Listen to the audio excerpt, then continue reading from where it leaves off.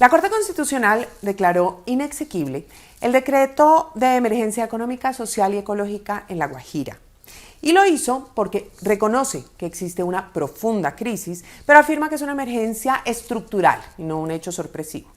Y es cierto, nada tiene de sorpresiva la escasez de agua, en buena medida causada por cuestiones climáticas, como la confluencia de fenómenos del Niño y de la Niña, pero también por decisiones políticas, como la que permitió hace años ya la desviación del río Ranchería hacia la mina, o la otra, que mantuvo sin plan de alimentación escolar a los niños, profundizando la hambruna que ha llevado a la muerte a un número indeterminado de ellos. Y es indeterminado porque históricamente el Estado le ha rehuido a hacer presencia efectiva en ese departamento. Es cierto, decía, que la emergencia en La Guajira no es ni repentina ni imprevisible. Y también es cierto, como dijo la Corte, que el Estado cuenta con las herramientas ordinarias que le permitirían conjurarla. Pero no es menos cierto que teniendo esas herramientas, ni los gobiernos anteriores ni el Congreso le ha destinado el tiempo, el trabajo y los recursos que necesita esa región para superar la emergencia.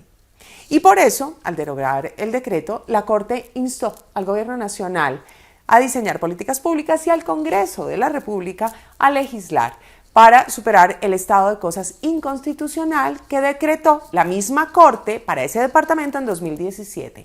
Es decir, desde hace 6 años la Corte Constitucional reconoce que existe una violación estructural de los derechos humanos a esa población, pero deroga el decreto de emergencia porque esa figura jurídica está diseñada para atender emergencias sobrevinientes y esta no lo es.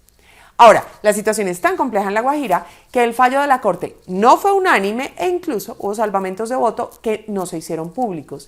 Y además, la Corte anunció que los efectos de su decisión serán diferidos para los temas relacionados con el agua, al menos, por 1 año más. Eso quiere decir que se mantienen las facultades especiales que la declaratoria de la emergencia le otorga al Gobierno Nacional en lo relativo al agua. Para todos los otros temas, el Gobierno deberá pasar por el Congreso. Esa es la vía ordinaria. Esta es una buena noticia porque la Corte reconoció que efectivamente la situación en La Guajira es crítica y porque además permite que los proyectos más avanzados, que son los relacionados precisamente con el agua, sigan su curso. Pero también complica todos los demás proyectos porque los deja a merced de lo que decida el Congreso de la República, que está sesionando más o menos una vez a la semana porque en año electoral los congresistas se dedican a eso, a hacer política. Así que ni la universidad, ni los procesos de distribución de tierra, ni el plan piloto de la atención en salud parecen ser viables.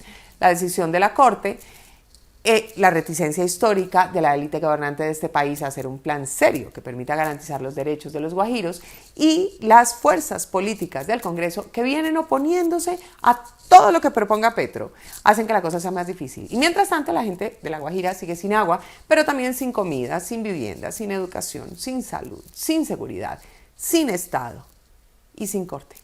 Café Picante.